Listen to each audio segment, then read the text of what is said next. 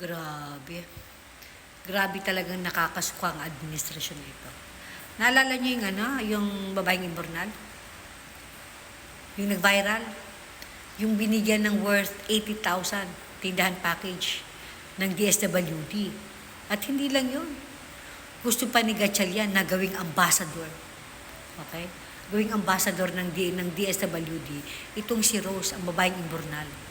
Gagamitin daw nila ito para sa kanilang bagong strategy.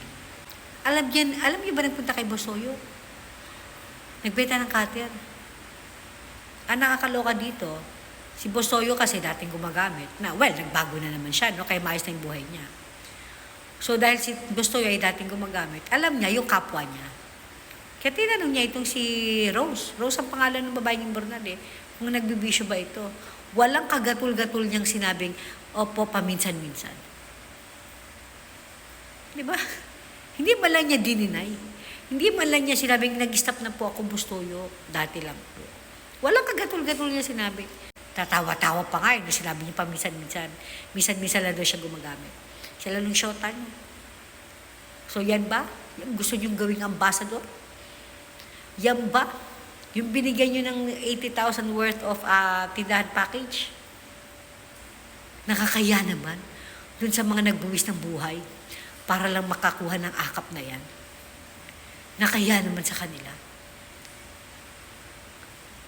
My God, so isa na namang bangag ang bibigyan ng administrasyon ng pagkakataon na maglingkod sa atin. Diba? Hindi lang presidente ang ngagba.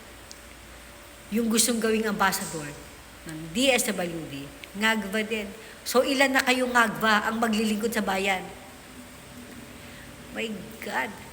So wala na talagang pag-asa ang Pilipinas? Wala na ba talaga? Gravity. Yung gusto nyong gawing DSWD ambassador. Judik din, jutang ginang yan. What the fuck?